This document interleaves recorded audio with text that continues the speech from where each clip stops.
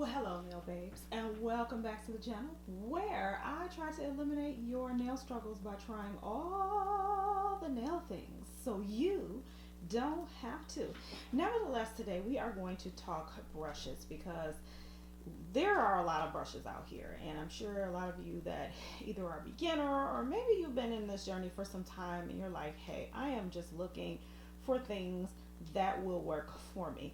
So I'm going to go over a series of different brushes and give you a lot of different ideas for how to use them and what they're used for. Okay, so if you haven't hit like or subscribe, you should see the rolling across the screen right about now. Go ahead and click that like and subscribe button because hey, why wouldn't you want to be a part of the family? You know you want the information. You know you want to. So if you're new, thank you for coming. And if you're an oldie but goodie, you know that I love you so very much and I appreciate you so much. But nevertheless, we're going to dive right into the video. These are 100% Kolinsky brushes. This is the size 10 and this is the size 14. I actually really like these brushes. These I think were like either $25 or $30 a piece, and I do like these brushes. These are actually some of my favorite brushes. I just hate that their customer service did not fare well for me. Okay, so those are some of my favorite brushes. Some of the other brushes that I'm going to tell you that are okay, not my favorite, but I do occasionally still use are brushes from Alpha. I actually have a few brushes from Alpha, but the other ones look a little bit raggedy. This is actually the Alpha number 9 oval Kolinsky brush.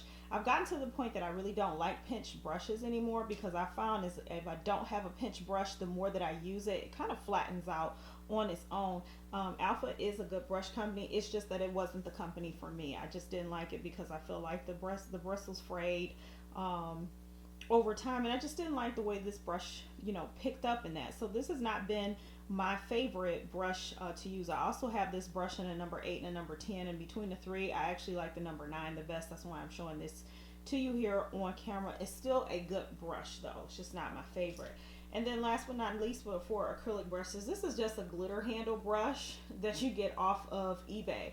This is a size 16. Now this is only 70% Kolinsky. I would suggest you not get this. And the reason I would suggest you not get this, even though I do love this brush, it had a learning curve for me.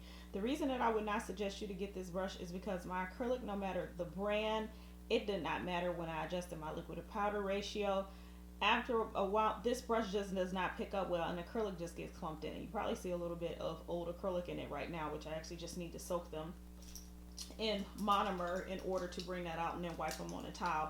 I'm gonna tell you now with your acrylic brushes, after you clean them, you soak them in monomer, you clean them off on a piece of paper. You don't want to sit them straight up like this in your brush holder. I tend to sit my brushes after I'm done like this or on an angle like this. Okay, on something elevated like this, especially on a towel. The reason that you want to do that is because this is the ferrule of the brush and there's glue down in this brush, and you don't want continually that liquid to drain down into the ferrule of the brush and loosen up that glue, which ultimately leads to your bristles loosening up and falling out the brush. That's why it's actually not good to store them like this after you clean them, but go ahead and lay them flat, especially after you clean them. Some people like to clean theirs with acetone. I did for years. I just tend to use monomer and that now. Okay, the next set of brushes that I'm going to go into are my gel brushes. You all have seen this many times but on the channel, but I just really want people to know that there is a variety of brushes that they can use out there that are little or no money. Now my Kolinsky brushes for my acrylic application, those brushes range anywhere from $25 to $30 a piece. These are my gel brushes. These are like $3 a piece. Okay, and most of the time I find them buy one get one half off, and even have found them buy one get one half off with a 20% off sale coupon at Michael's. My favorite brush is the number 6. The Simply Clemens is the filbert brush. Okay, I just love the tight head that's on it, and if you look from the side, you can see that they are extremely thin. Okay, I also do use the number 4 Simply Clemens brush for gel application as well. And then I'm going to show you 2 other brushes. These are the number 1 and the number 2. The number 1 has a shorter head than the number 2, but I actually use these for cleanup brushes to dip in alcohol and to clean up the polish or paint around my cuticle line. So that's what I use these for. So these are actually very, very good options when it comes to gel brushes. Now when it comes to my Polygel brushes, I literally have one Polygel brush, and that's because well, actually no, I can't say that. I actually have two. Okay, I have, this is the Polygel brush that I noticed that I reach for the most, and this is the one that I got from Gershon in my kit. It has a semi medium firm head to pat the Polygel in place, and the other end of it has a spatula for you to be able to scoop off the Polygel onto your nail, or however it is that you're trying to work with it. The other brush that I use for Polygel is actually the number 6 Artist Loft Vienna brush from Michaels. This brush again is also $2.99. I do travel at times, and sometimes I may be somewhere, I've been somewhere and didn't have a brush or forgot a brush, because I'm telling you, it happens. The Artist Loft brushes are also a good line of brushes to use at Michaels that have a firm enough head to pat the Polygel and that in place, and are relatively inexpensive. So those are my Polygel brushes. Okay, so let's talk about some other brushes that are options that you can use in your nail journey that are inexpensive. So I want to show you a few different brushes. These are Wet and Wild brushes. Now you can find these at the dollar store, you can find these at Walmart, and I have even found these on Amazon at times for 50 cents a piece when I'm just going ahead and adding them to ordering, and I'll just add 4 or 5 of them. I love to use these brushes literally for helping for like glitter fades, or to deeply rub in chromes and that on your nail, even though typically most of the time I just like to use my finger, dip it in the chrome and rub it on the nail, or a gloved finger. But these are really, really good brushes when you are trying to try, because you probably can see some glitter in the head of this brush right here. But these are really good brushes as well when you're trying to use glitter. These are e.l.f. brushes. Now these brushes are old, but these are $1 a piece, and I have used these. This one is, I think, what they call the concealer brush, but I've used this to clean up around the cuticle like that. Okay, same thing with this. I've also used this one to like brush away, like sometimes if you get glitter or chrome all the way down into the cuticle, it can be hard to get it out. So I've used this to kind of like scrub it out of there. I've also used this e.l.f. Flawless Concealer Blush. This one is actually closer to like $3 when I need to wipe dust and that off of the nail. These two brushes are eyeshadow brushes in that as well, but they've been useful for cleaning away dust, for helping to rub chrome in, to get away other powders in that you're working with. So I'm giving you inexpensive options of things. I'll be honest with you, I used these brushes, believe it or not, even doing people's nails, for over 5 years, because they work for me. So I was like, why would I need to get anything else if these are suffice? And as you see, you know, they look a little grungy and toe up and the paint is off of them, but I got great usage out of these brushes. Now the next brushes that I want to talk to you about, I don't have the full set here, but these are usually inexpensive gel brushes you can find anywhere for between $4 to $7, and I think it comes in a 7-pack, if I'm not mistaken. I have used all of these brushes for gel. I have used them for glitter. I have used them for cleanup around the cuticle area. And this is actually a decent set of brushes to help you get started until maybe you can get some more money in your pocket, or whatever the situation may be. I'll go ahead and leave a link down in the description box for you to find that. Now, sometimes you want to get some of those beautiful ombres and that you see. And you know, if you haven't watched Natalie Mudridge, who's here on YouTube, who is a phenomenal artist, she has a tendency to do a lot of ombres, and the ombre can be vertical or it can be horizontal. It can be anywhere from 2 to 3 colors, and then you can easily use this brush. Let's see if I can get a close up on the hairs of this brush for you. Hold on, I'm going to turn off some stable the focus here, so maybe that you have an opportunity to see this. But you can see that the hairs on this brush, the hairs here, are extremely thin. It is absolutely excellent for when you're trying to go back and forth and you're trying to blend those colors together in order for you to get a seamless blend. Okay, this happens to be the ombre brush from the Born Pretty store, and I think that this was on AliExpress for maybe $3 or $4. You can find them on Amazon and eBay and that as well. I've just always purchased them off of AliExpress because I have a couple of these. Okay. Brushes, we're still going on with brushes and tools because I want you to know what's out here. Now, these were, I think these are Bijan BQAN, that's off of AliExpress.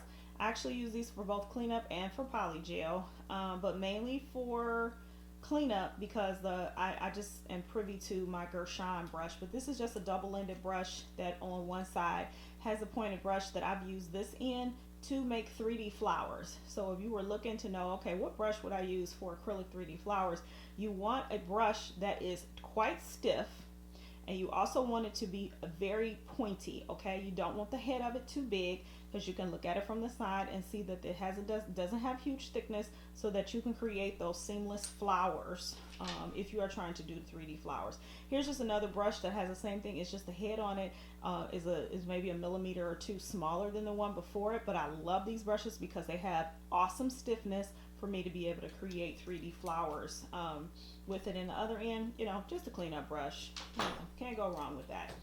We also have some dotting tools. Now, the reason that you have dotting tools is not only just to make dots.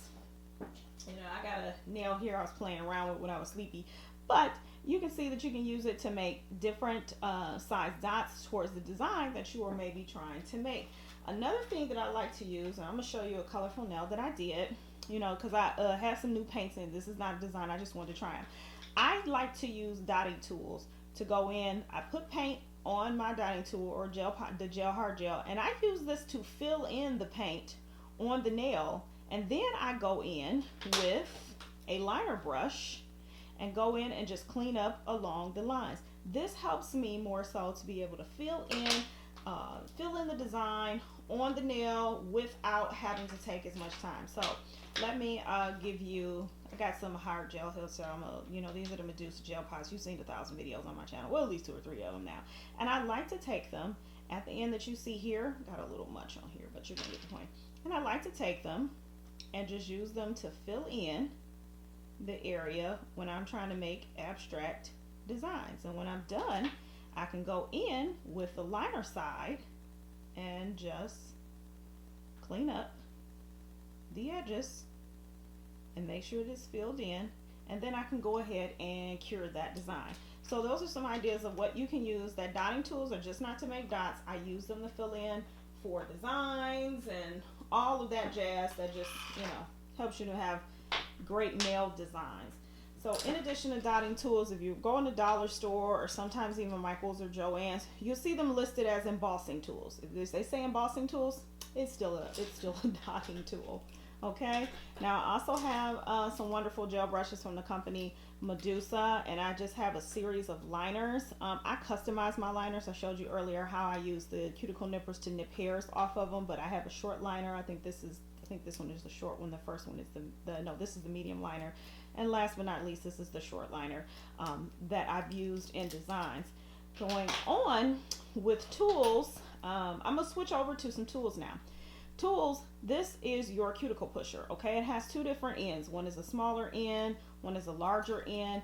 Be careful. You need to be careful. These tend to have a ledge, and sometimes they're very sharp. I do use them to push back the cuticles in that because there's a waxy substance that grows up on the nail that if you don't clean that off, if you don't push back this skin, this hypernychium in order to expose that waxy cuticle on there, and then to be able to use some type of file to get that off, your nails are going to pop off. Okay, they're going to pop off. All right, so now we have pinching tools. I do like pinching tools, but you need to be skilled. Christy Meakin here on YouTube is an awesome artist, internationally known artist. I know that she's no longer with the brand that she was with, but she uses these to get that perfect C curve, and she uses it to pinch on the side of the nails. I would not suggest you as a beginner utilizing this tool until you get some time and advancement under your belt, because you can squeeze the nail too much where it pops off and you can cause damage to your nail plate. So you need to be skilled in learning how to use this. Now I do like this because it does have the cuticle pusher on one end, and then it has that scraper, as long as you're gentle, to kind of scrape up that waxy substance down all around the cuticle. Okay, so that is one tool that is multi-purpose that I really love to use. I also love these little flat tools. here. I have about 3 or 4 of these that I keep. I have a little jewel on the top. I use to mix these up. I use these to mix up my little gel pots. And that they come in very handy because you don't want to mix up gel too much with something that's circular. Sometimes it's just a nightmare trying to clean it off all on, every different side. Another tool that we have here, I love to use this to be able to scrape up the cuticle and that around the finger, but I love this end for when I am removing acrylic, because once I have, taken my nails out of a Fort Reynolds wrap, and it's kind of all look like it's blown up and fluffed off the nail, I gently use this to pull the acrylic off the nail. Okay, this helps to scrape it. You don't want to be digging into your nail, but very flat, parallel to the nail. Take your time and take the acrylic off the nail when it's blown off the nail after sitting in acetone. That's what this tool is good for. I love this one as well. This one has a pointer on the end and a flat side. I've used this to mix stuff 100 different times, to open packages. This is just another useful tool. If you see it, trust me, you'll probably end up finding usage for it in your studio, whether you're a DIYer or if you are professional. Tweezers. Okay, I know we're almost there. Long video, but we're trying to get past all of the tools here, ladies and gentlemen. The next is tools. Okay, these are tweezers. I love these tweezers for picking up water decals or decals, wherever you are in the world, that are very thin, that can be difficult to pull off the paper. So let me just grab an example. I have my file folder here. You all have seen this.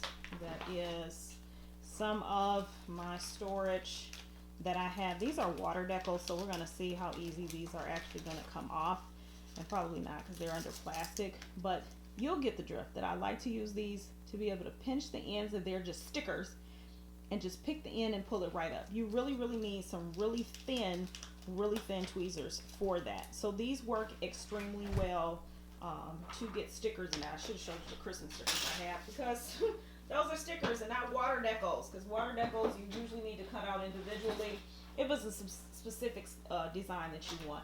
I do like this size tweezer as well, because there are just certain things that this is just not going to pick up for you. And then last but not least, it looks like an eyebrow tweezer, but I love these because I like to use these to rip open the gel off of the top, the metal seal on the inside of my gel jars. All right, we have jewel tools. Now, I do have a crystal katana around here, but it's packed up in a bag. This one happens to come from Young Nails, but this has a waxy end, and this is just a gem picker. Okay, I had a couple around. Okay, here's the rhinestones. So this is a gem picker, and so what this does is you have the waxy end. You use it to pick up a rhinestone like that, or whatever it is, and you use it to place it. Of course, it's not going to stay because I don't have any type of base coats or anything on my nail at the moment or gem gel to hold it in place.